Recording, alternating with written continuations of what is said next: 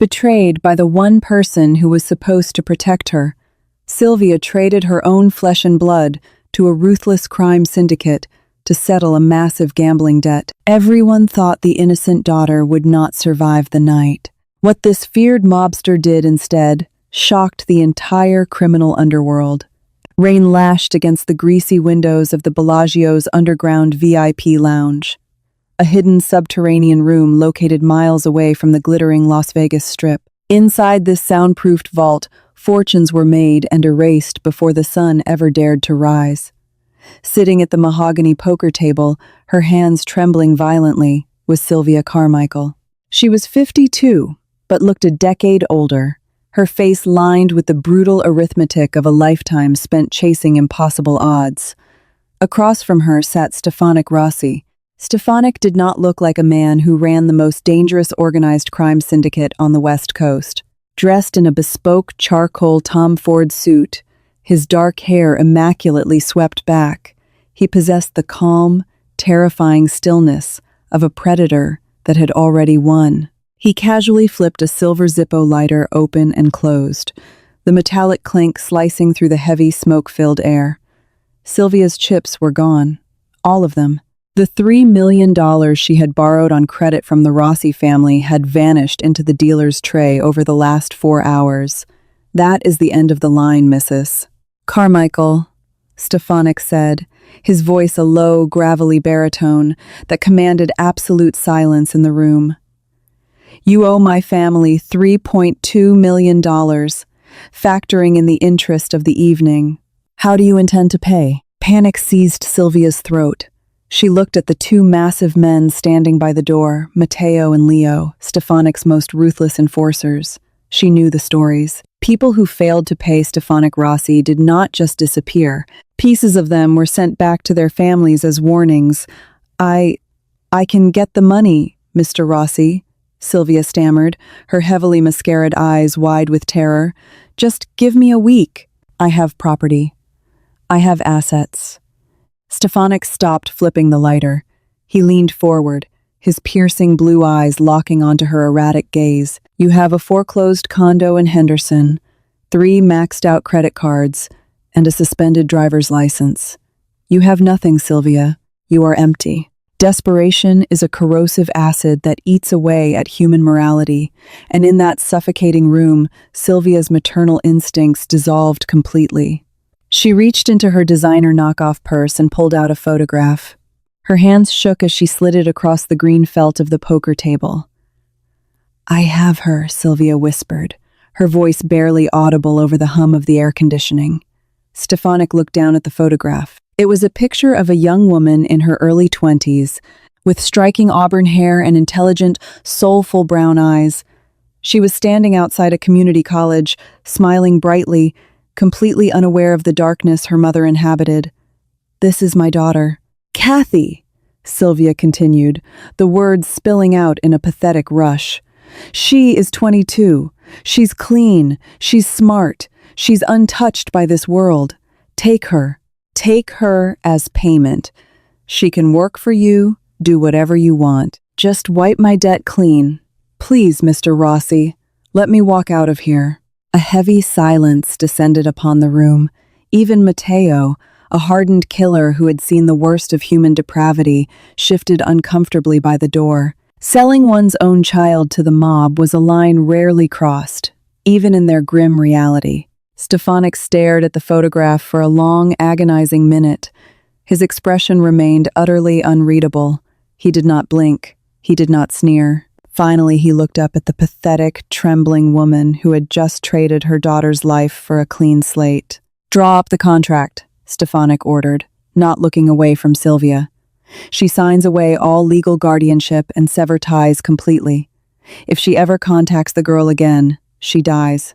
An hour later, Sylvia walked out into the freezing Vegas rain, her life spared, completely abandoning the daughter who was currently sleeping in their cramped apartment across town. Miles away, Kathy Hastings jerked awake. The relentless pounding on her front door was violent enough to rattle the cheap picture frames on her living room wall.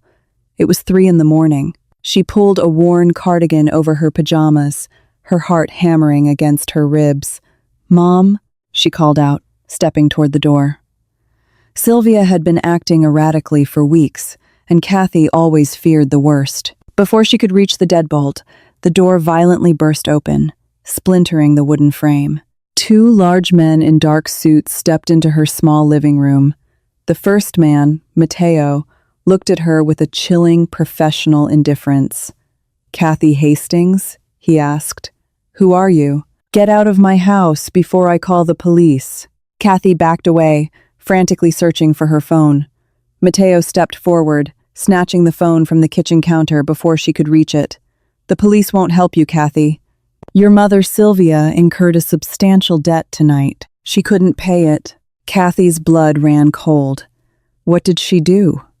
Mateo reached into his jacket and pulled out a folded piece of heavy parchment. He tossed it onto the small dining table. It was a legally binding contract, notarized by a crooked lawyer, bearing her mother's erratic signature at the bottom. "She paid with you," Mateo stated flatly. "Pack a bag. You have 5 minutes.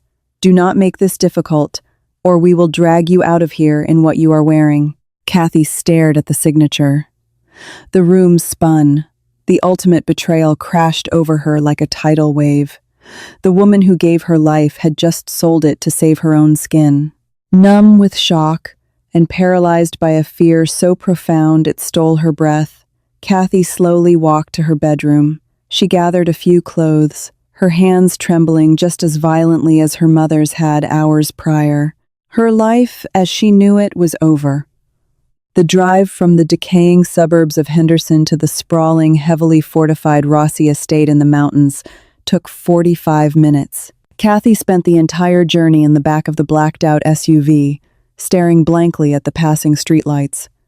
She had read the news articles. She knew who Stefanik Rossi was. The media painted him as a ruthless, cold-blooded architect of organized crime. She braced herself for a life of unspeakable abuse, forced labor, or worse, being trafficked to the highest bidder in the criminal underworld. The SUV passed through towering wrought iron gates, crunching over a perfectly manicured gravel driveway before stopping in front of a massive, modern architectural marvel made of glass, steel, and dark stone. Mateo opened the door. Out, Kathy clutched her small duffel bag to her chest, treating it like a fragile shield as she was escorted into the grand foyer. The interior was breathtakingly austere, expensive art, minimalist furniture, and an atmosphere of absolute, terrifying control. "Wait here," Mateo instructed, pointing to a leather sofa before disappearing down a long hallway. For 20 minutes, Kathy sat in agonizing suspense. Every footstep echoed like a gunshot in her mind. Finally, the heavy oak double doors at the end of the hall swung open. Stefanik Rossi emerged. He walked toward her with measured, deliberate steps. Up close, he was taller and more imposing than the grainy surveillance photos she had seen on the local news. Kathy instinctively shrank back into the leather cushions, her breath catching in her throat as he stopped a few feet away. "Kathy," Stefanik said, his voice softer than she expected, though still carrying an underlying edge of steel. "I am Stefanik." "I know who you are," Kathy whispered, her voice shaking. "What are you going to do to me?" Stefanik studied her face intensely. His blue eyes scanned her features, lingering for a fraction of a second, too long on her eyes. It wasn't the gaze of a predator appraising a meal. It was something else entirely. It looked almost like recognition. "Your mother owed me over $3 million, Stefanik stated calmly, crossing his arms. "She offered you to settle the debt. Most men in my position would have taken you and put you to work in ways that would break your mind within a week." Kathy squeezed her eyes shut, a single tear escaping down her cheek. "But I am not most men," Stefanik continued, "and you are not going to be treated like a prisoner here." Kathy's eyes snapped open in sheer confusion. "What?" "Mateo will show you to your room. It is on the east wing. You will have access to the library, the gardens, and the kitchen. You are permitted to request whatever food or clothing you require," Stefanik instructed, his tone brisk and businesslike. "However, you will not leave the estate walls. You will not have access to a phone or the internet, and you will never, under any circumstances, attempt to contact Sylvia Carmichael again. Do you understand these rules?" I don't understand," Kathy stammered, standing up slowly. "Why? Why did you accept the deal if you aren't going to punish me? Are you keeping me for ransom?" "There is no one left to pay a ransom for you, Kathy," Stefanik replied coldly. "You are here because the alternative was letting you fall into the hands of the Bratva. Your mother didn't just owe me money. She owed the Volkov syndicate, too. If I hadn't taken her contract tonight, the Russians would have taken you tomorrow, and they do not offer guest suites."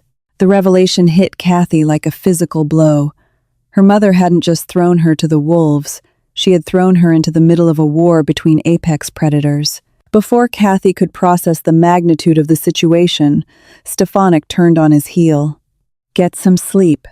Tomorrow we will discuss your new responsibilities." For the next 3 days, Kathy lived in a state of suspended animation. Her cell was a sprawling, luxurious suite with a king-sized bed, a marble bathroom, and French doors leading to a private balcony that overlooked a heavily guarded courtyard. True to his word, Stefanik did not touch her. In fact, she barely saw him. She spent her time nervously exploring the permitted areas of the mansion, always under the watchful, silent gaze of the armed guards. She discovered the massive library, finding solace in the scent of old paper and leather bindings. It was on the 4th night that the illusion of safety shattered. Kathy couldn't sleep. The silence of the mansion was deafening. She slipped out of her room to get a glass of water from the kitchen. As she padded quietly down the dim hallway, she heard hushed, urgent voices coming from Stefanik's private study. The door was slightly ajar. "The Volkovs are mobilizing, boss," a voice said. Kathy recognized it as Mateo's. "They know you took the girl. Yuri Volkov considers Sylvia's debt to them a priority. They think you are holding the daughter to leverage their territory in the south." "Let them think what they want," Stefanik replied, his voice dangerously low. "Stefanik, with all due respect," Mateo urged, sounding stressed. "Why are we risking a full-blown syndicate war over a gambler's daughter? Hand her over to Yuri. Let the Russians have her. It settles our dispute and prevents a bloodbath." Kathy pressed her hand against her mouth to stifle a gasp. Her heart hammered against her ribs. She was the catalyst for a mob war. "We are not handing her over." Stefanik's voice cracked like a whip, echoing with sudden explosive rage. "That girl stays under my roof, and she stays protected. If Yuri Volkov wants to step foot on my territory to take her, I will bury him under it." "But why?" Mateo pleaded. "She is nothing to us." There was a long, heavy pause. Kathy leaned closer to the crack in the door, holding her breath. "Because 20 years ago," Stefanik said, his voice dropping to a harsh, pained whisper, "her father took a bullet meant for me. Arthur Hastings didn't die in a random car crash, Mateo. He died saving my life. I owe him a debt that money can never repay, and I will burn this entire city to the ground before I let his daughter be destroyed by the very world he died to keep her out of." Kathy stumbled backward, the floorboards groaning slightly beneath her feet. Her father? Her father wasn't an accountant who died on an icy road. He was connected to the mob. Suddenly, the heavy study door swung violently open. Stefanik stood in the doorway, his eyes locking onto Kathy, who was frozen in the dim hallway, trembling from the weight of a truth that had just rewritten her entire existence. Stefanik did not yell. He did not reach for his weapon. He simply stood in the doorway of his study, a massive silhouette backlit by the warm glow of the fireplace, watching Kathy tremble in the corridor. The silence stretched between them, thick and suffocating, until Stefanik stepped aside and gestured toward the interior of the room. "Come inside, Kathy," he instructed quietly. "You shouldn't be wandering the halls at this hour." Kathy hesitated, her bare feet rooted to the hardwood floor. Her mind was a chaotic whirlwind of fragmented memories. Her father, Arthur Hastings, had been a quiet, gentle man who worked late hours at an accounting firm in Summerlin. He had died when she was only 2 years old. Sylvia had always claimed his car hit a patch of black ice on a mountain pass. It was the defining tragedy of their lives, the excuse Sylvia used for her downward spiral into addiction and gambling. Swallowing the lump in her throat, Kathy stepped into the study. The room smelled of expensive scotch, cedar, and old paper. Matteo brushed past her on his way out, casting a sympathetic but guarded glance her way before pulling the heavy doors shut, leaving Kathy alone with the most dangerous man in Nevada. Stefanik walked over to a crystal decanter and poured 2 fingers of amber liquid into a glass. He offered it to her. Kathy shook her head. He downed it himself, the harsh liquor doing nothing to soften the hard lines of his face. "How much did you hear?" he asked, leaning against the edge of his mahogany desk. "Enough," Kathy whispered. Finding her voice, she wrapped her arms tightly around herself, suddenly feeling incredibly cold. "You said my father died for you. You said he wasn't an accountant. Who was he, Stefanik?" "Who are you to my family?" Stefanik sighed, pinching the bridge of his nose. For a fleeting second, the terrifying mob boss faded, replaced by a man carrying a heavy, invisible burden. Arthur was an accountant, Kathy, but he didn't work for a firm in Summerlin. He worked for my father. He managed the legitimate fronts for the Rossi family's operations. Kathy's knees buckled slightly, and she sank into one of the leather armchairs opposite the desk. "My father worked for the mob? He was the best numbers man on the West Coast," Stefanik confirmed softly, "but he was not a criminal in his heart. He was a good man who got in over his head to pay off your mother's early debts. Sylvia has been a compulsive gambler long before you were born. Arthur took the job with my family to save her from loan sharks." Stefanik walked around the desk and sat in the chair beside hers, his imposing frame remarkably still. 20 years ago, my father's rivals, the Volkov Syndicate, orchestrated a hit. I was young, reckless, and next in line for the throne. They ambushed my vehicle outside a restaurant in downtown Vegas. Arthur was in the car with me going over ledgers. When the shooting started, I froze. Arthur didn't. He threw himself across the back seat, shielding me. Kathy squeezed her eyes shut as tears hot and fast spilled over her cheeks. The image of a father she barely knew sacrificing himself for a mobster was too much to process. "He took 2 rounds to the chest," Stefanik continued, his voice dropping to a harsh whisper. "He bled out in my arms before the paramedics arrived. His last words to me were a plea to make sure you and Sylvia were taken care of. To make sure you never found out about the life he had to lead. So you paid my mother off," Kathy deduced, her voice trembling with anger and sorrow. "I gave Sylvia $2 million in a trust, completely clean," Stefanik said bitterly. "It was meant to set you both up for life. Instead, she blew through it in 5 years. Then she started borrowing, first from banks, then from my associates, and finally, directly from my ledgers. I let her run up millions in debt because I owed Arthur. But when the Volkovs found out she was vulnerable, they started buying up her markers. They wanted to use her to get to me." Kathy looked up, her tear-filled eyes locking onto his piercing blue ones. "And then she sold me to you to save herself. She didn't know she was selling you to a ghost from her past. To her, I was just the terrifying head of the Rossi family," Stefanik said, leaning forward. His gaze was intense, burning with a protective ferocity that made Kathy's breath hitch. "When she put your photograph on that poker table, I knew exactly who you were. I saw Arthur's eyes. If I had let her walk out of that room with her debt unpaid, Yuri Volkov's men would have collected you by dawn. You would have been leverage, a pawn to be tortured and broken until I surrendered territory." "Why didn't you just tell me?" Kathy demanded, a sudden flare of frustration cutting through her grief. "Why lock me up here and let me think you were going to hurt me?" "Because you were an innocent civilian thrust into a war zone," Stefanik countered smoothly. If I told you the truth immediately, your panic would have made you unpredictable. You might have run. You might have tried to contact the police, who are deeply embedded in Yuri's pockets. Keeping you scared kept you compliant. Keeping you here kept you alive. He reached out, his large, calloused hand hovering for a second before he gently wiped a tear from her cheek.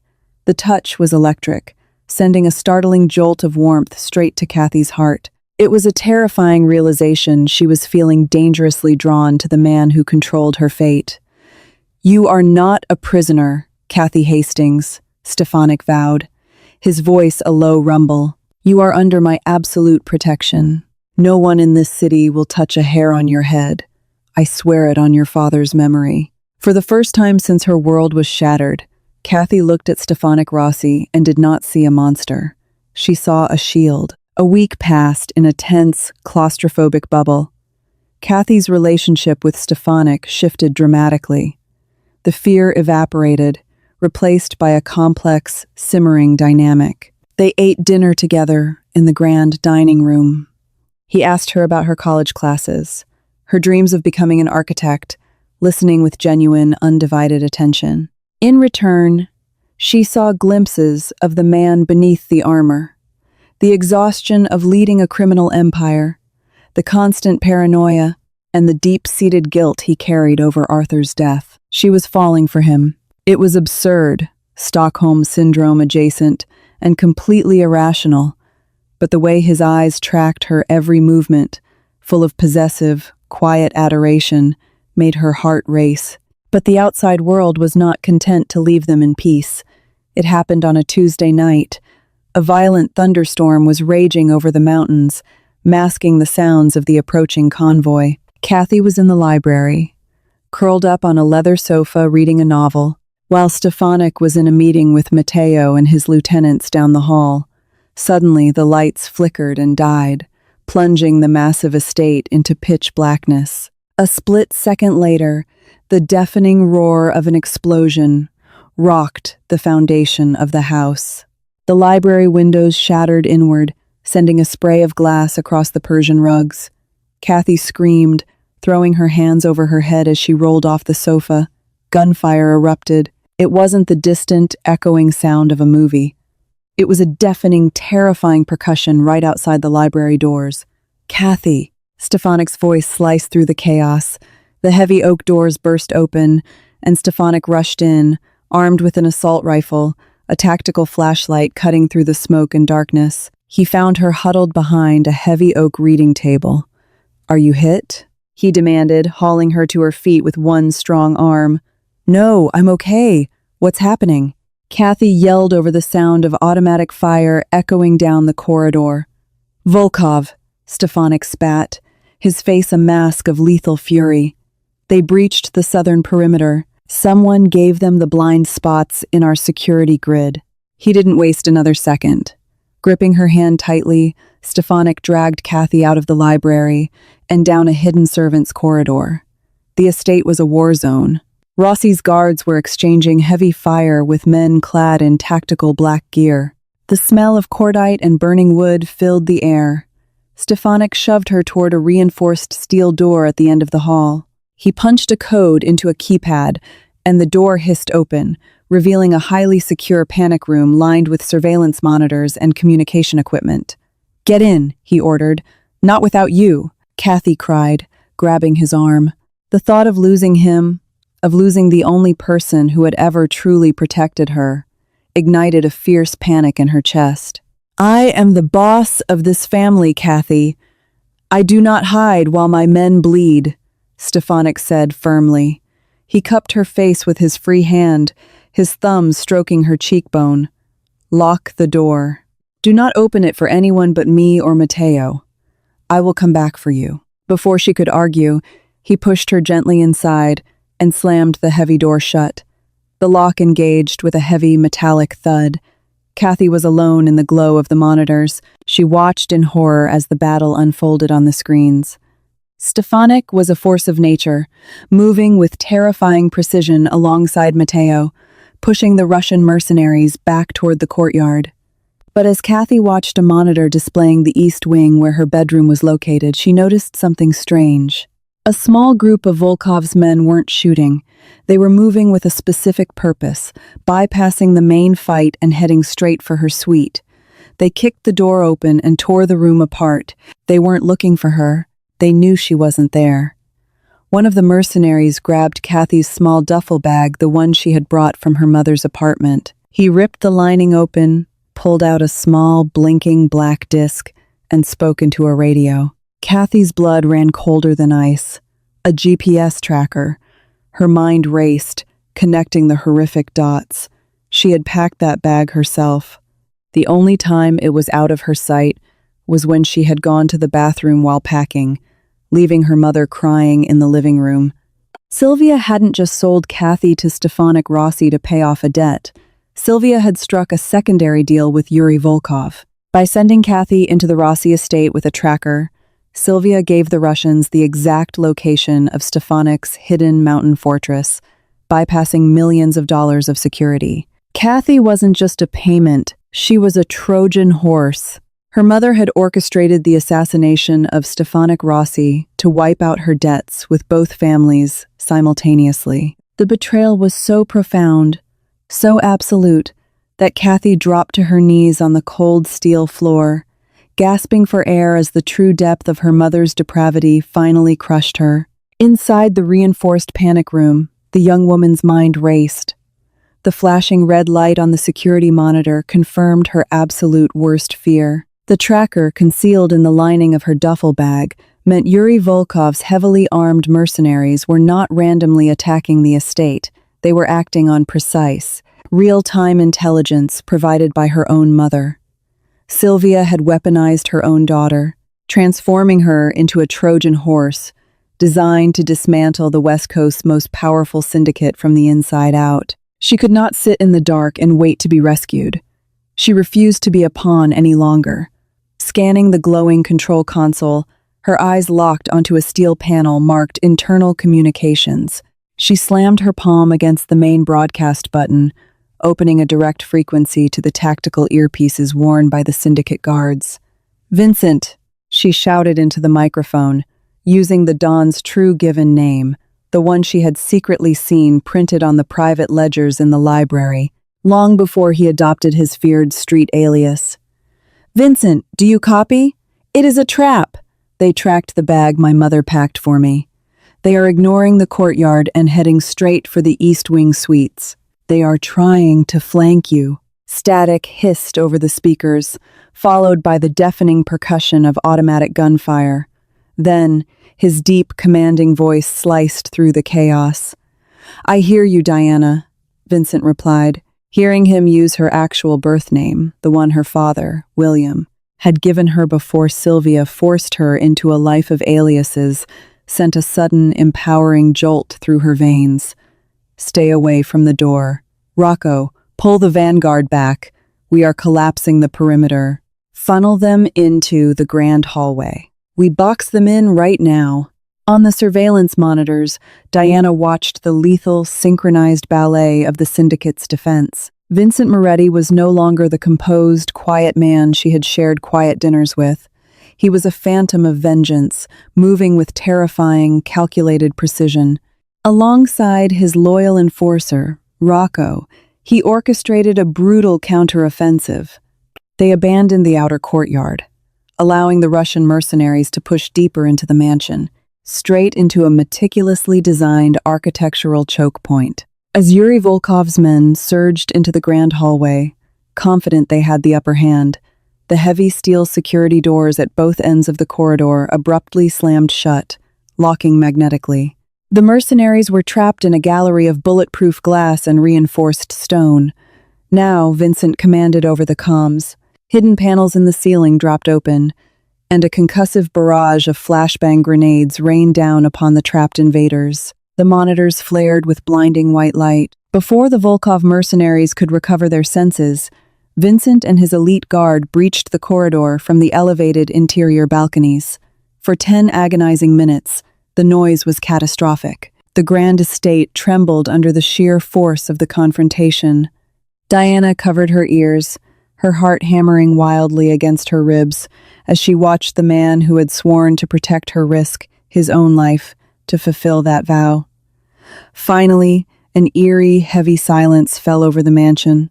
The smoke slowly cleared on the monitors. Volkov's men were disarmed, incapacitated, or worse. The siege was broken. The heavy lock of the panic room disengaged with a loud, metallic clank. The door swung open, revealing Vincent. His bespoke suit was ruined, covered in soot and dust, and a superficial cut above his eyebrow wept crimson down his cheek. He looked exhausted, dangerous, and completely victorious. Diana did not hesitate. She ran across the steel floor and threw her arms around his neck, burying her face in his chest. He dropped his weapon, wrapping his strong arms around her waist, lifting her off her feet and holding her as if she were the most precious thing in the world. "You are safe," Vincent murmured into her auburn hair, his chest heaving. "It is over. Yuri's strike team has been neutralized."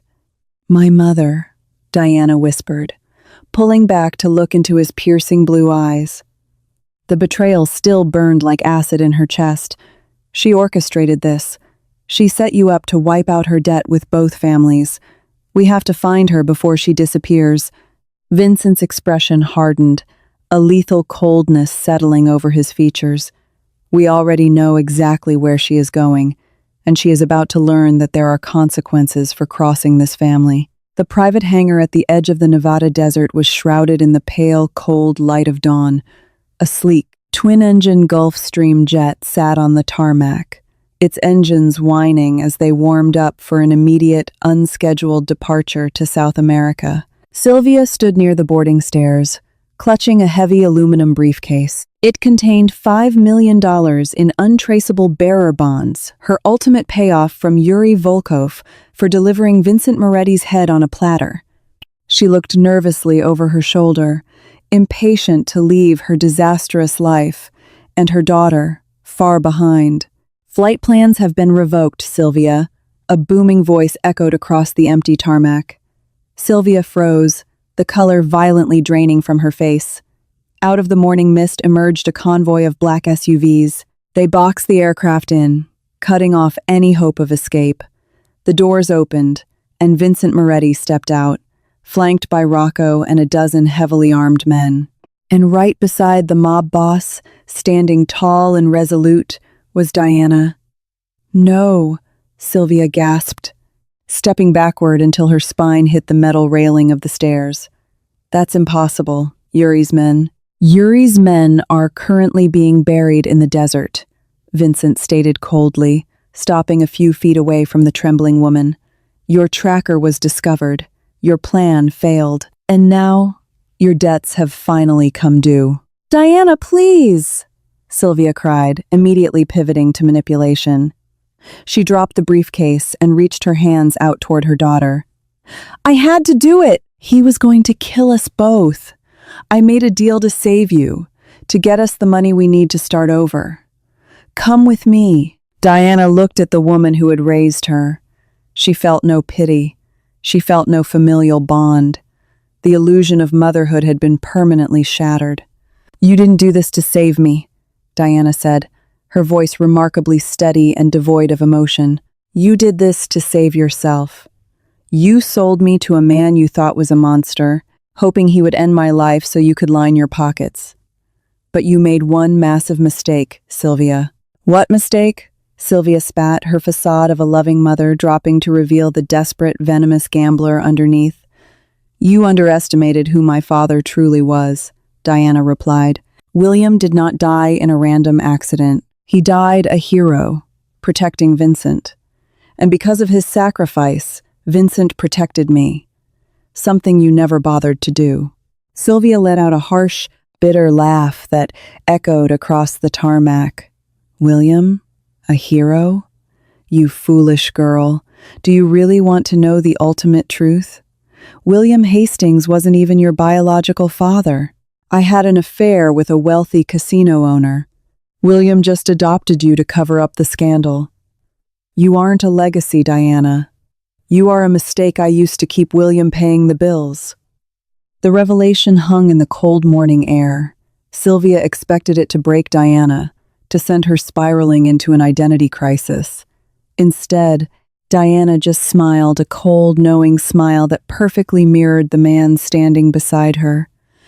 "If William wasn't my blood, then I owe you absolutely nothing," Diana said softly. "The last tether is cut." Vincent signaled to Rocco. The enforcer stepped forward, snatching the aluminum briefcase from the ground and snapping handcuffs onto Sylvia's wrists. "You aren't going to kill me?" Sylvia asked, her eyes wide with frantic confusion.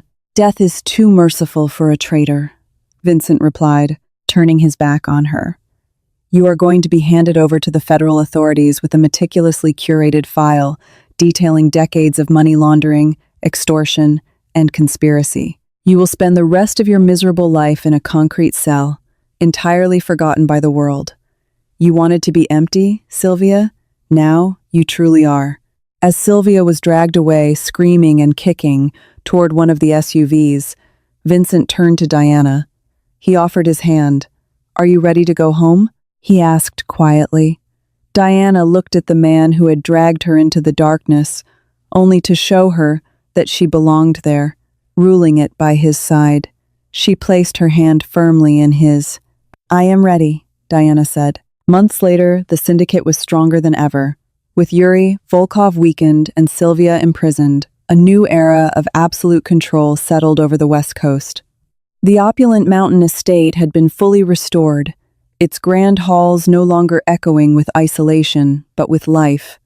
Diana did not return to her mundane college classes. She took her rightful place within the organization, using her brilliant architectural mind to design legitimate, impenetrable corporate fronts for the family's expanding empire. She was no longer the frightened girl traded away at a poker table. She was the undeniable queen of the syndicate. And as she stood on the master balcony, looking out over the glittering lights of the city alongside Vincent Moretti, she knew one absolute truth. Some empires are built on blood, but the strongest ones are built on unshakable loyalty. If you were captivated by this thrilling tale of betrayal, mafia, secrets, and unexpected romance, hit that like button. We release new, heart-pounding stories every week that will keep you on the edge of your seat. Don't forget to share this video with your friends who love a good plot twist, and subscribe to our channel so you never miss out on the drama. Drop a comment below